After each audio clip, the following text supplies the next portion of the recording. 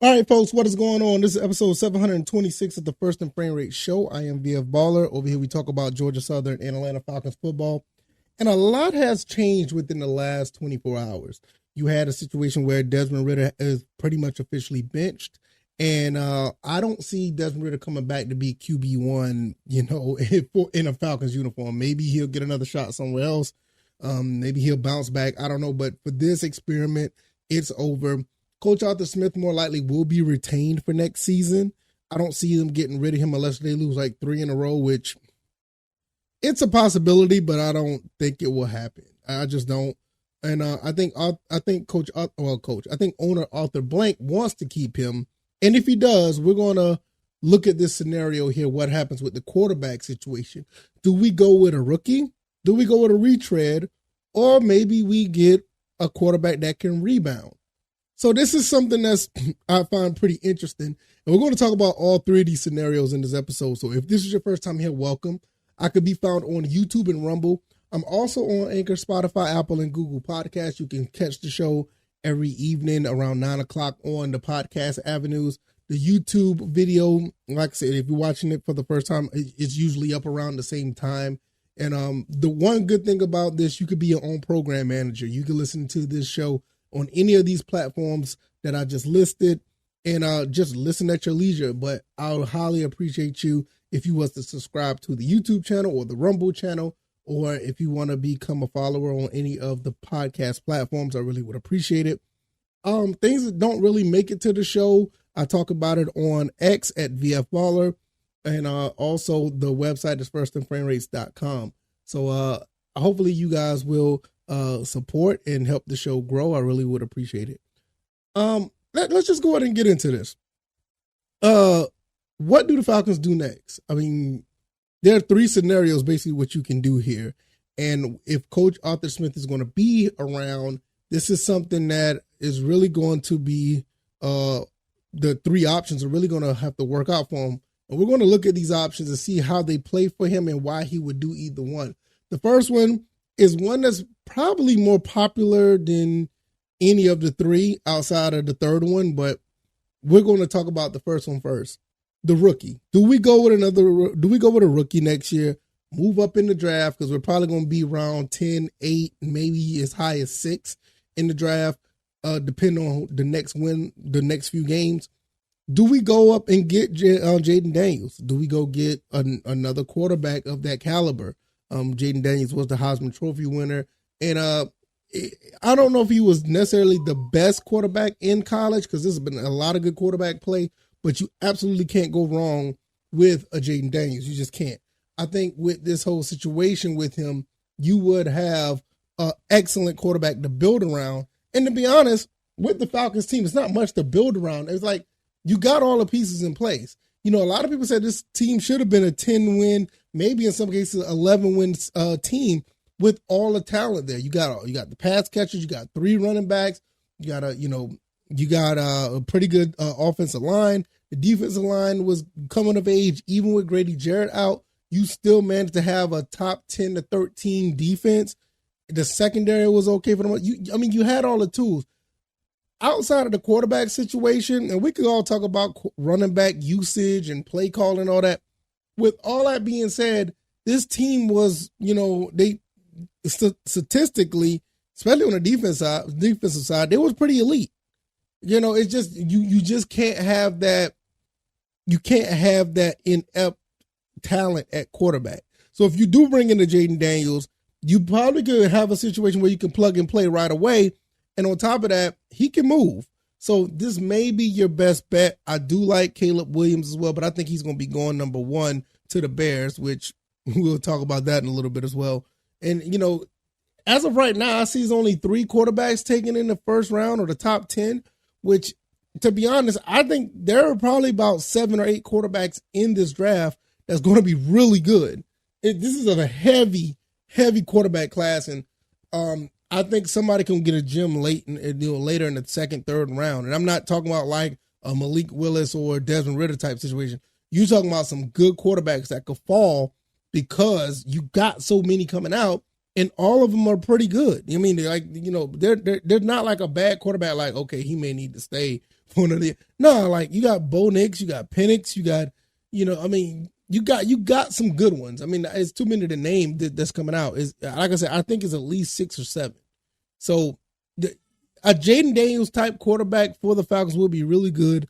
I think it's something that is probably the most popular one overall in the fan base. So I think that's probably the way to go. Now, the second one is a retread. Now, why would I say the retread? That's why I put Kirk Cousins up there. He's a retread. That doesn't mean a bad thing.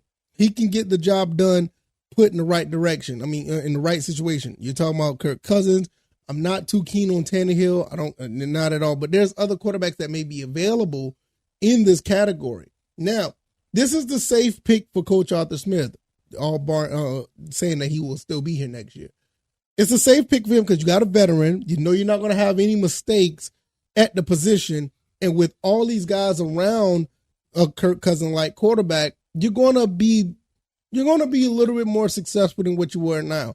At this point, you're probably going to be most of the team stays intact, you're probably going to be around 10, 11 wins. You're going to be exactly what you're supposed to be this year.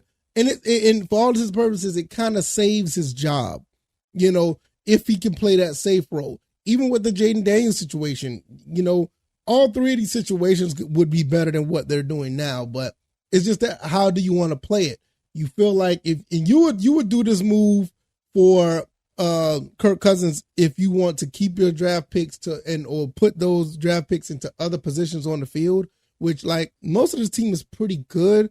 You're not going to be in a bad situation, like, I need a need here outside of maybe pass rush. And Arnold Ebiketie tried to make that happen. He's taken some strides, but you will want somebody to be on the other side where Calais Campbell may not be coming back for the next year. So I can see where you may want to get somebody like this and keep your draft picks for an edge rusher or a number 2 receiver or anything of that nature. It just totally depends on how you want to run it.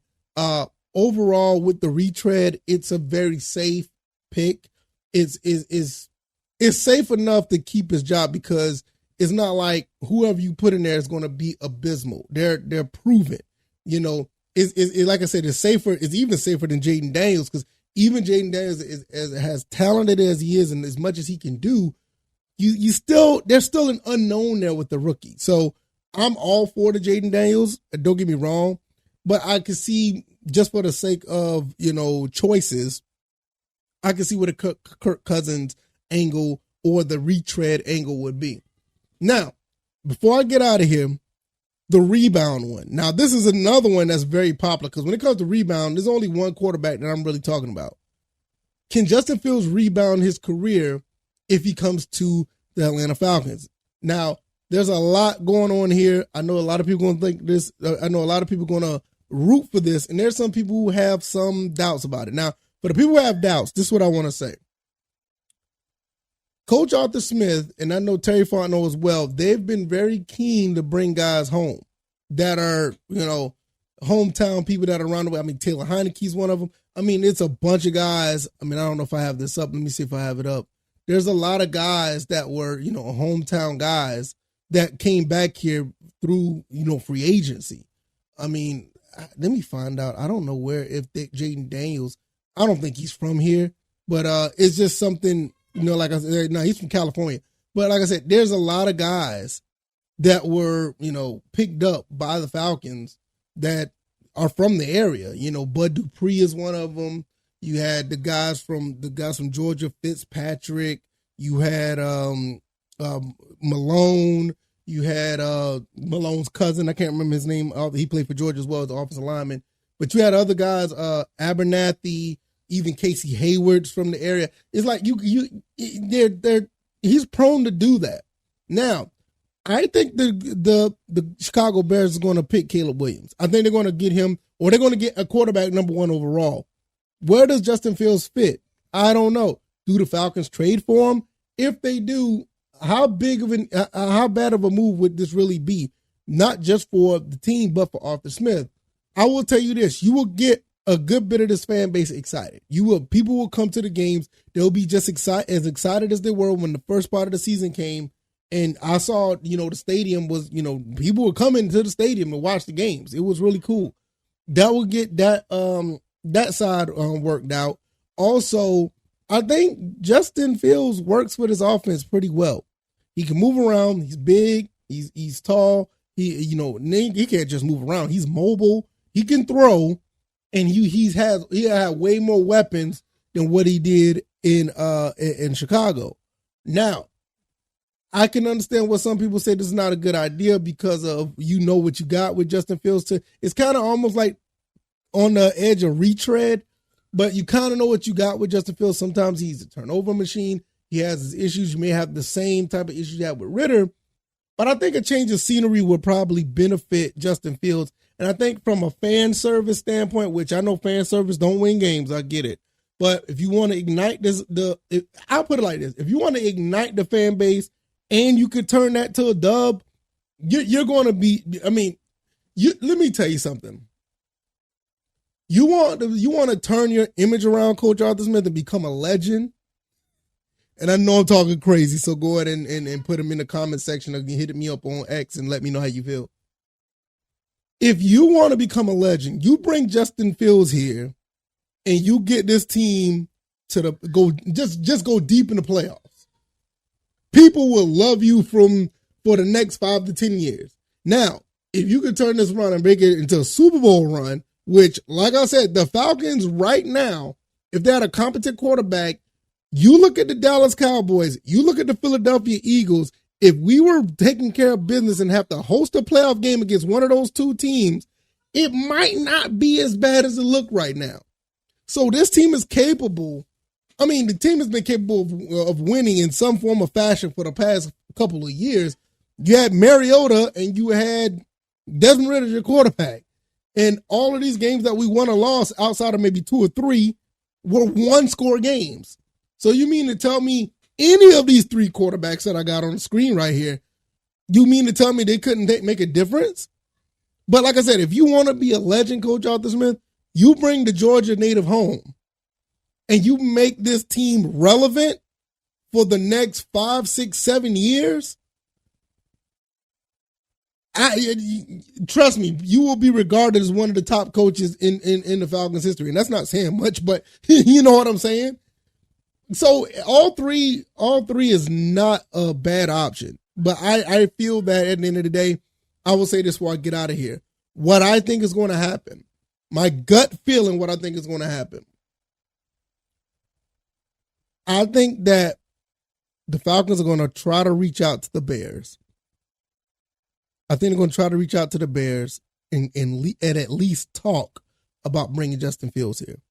Because I don't think they want to lose too many draft picks because I think Jaden Day is probably going to the top 6. We may be around that area, but if we win 1 or 2 of these games, that's going to tip the scale for us to be 10 to 13. So I feel like they may move. Even if they don't move up, or they may still try to inquire about him and keep the draft picks and try to build around Justin Fields. Because just imagine, you do that, you get an edge rusher, you mess around and get another receiver. With what you got already with the 2 running backs, I don't think CP is going to be here next year, honestly. You do that with the 2 running backs, Drake London, Kyle Pitts, another hot receiver, and you got the offensive line you have. You might want to get another offensive line here or there, but they're pretty good. They're intact line. You get that with this offense, and you already got a pretty decent defense. And like I said, you bring an edge rusher. It's not that bad of a look. You could do the same thing with the Kirk Cousins retread thing. But if you go in for the rookie, you got to move up the pick for him, you're still going to need a pass rusher. And I know how a lot of people feel about pass rushers outside of the first round. They're not really too keen on them. But, I mean, I'm okay with either one of these 3. But I think what's going to happen, I think they're going to try to give Justin Fields a swing. That's my gut feeling. Keep their draft picks and build around a Justin Fields instead of trying to, lose too much draft capital and try to make things happen. It's almost a balance between the two. It's a safe pick, but you're still kind of a work in progress. With Jaden Daniels, even though he has all the accolades, he's still a work in progress because he's a rookie. You know, it's not like C.J. Stroud is walking through the door just because Jaden Daniels is. You just don't know. But I'm all for it. But it's more of a higher risk than what I just said. And the safest pick is getting a retread here. But if you bring in a retread, you're probably going to draft a quarterback anyway. And then you're probably going to have somebody sitting behind him for a year. So it's almost like the Matt Ryan episode all over again. So let me know what you guys think. I think the rebound, the Justin Fields thing is going to be a thing. What do you think? Which three would you pick? The rookie, the retread, or the rebound? I'm really interested to hear if you guys don't mind. And I really would appreciate it. So if you like the commentary, hit the like button, share this podcast, subscribe to the channel if you haven't already. Let me know what you guys think. Is one of the three an option for you? And if it is, which one? I can be found on YouTube and Rumble, also on Anchor, Spotify, Apple, and Google Podcasts. I'm also on X at VF Baller, and the website is firstandframerates.com. If you want to support the show, CashApp and PayPal links are below. And I will see you guys on the next one. All right, y'all. Y'all take it easy and y'all be blessed. Peace.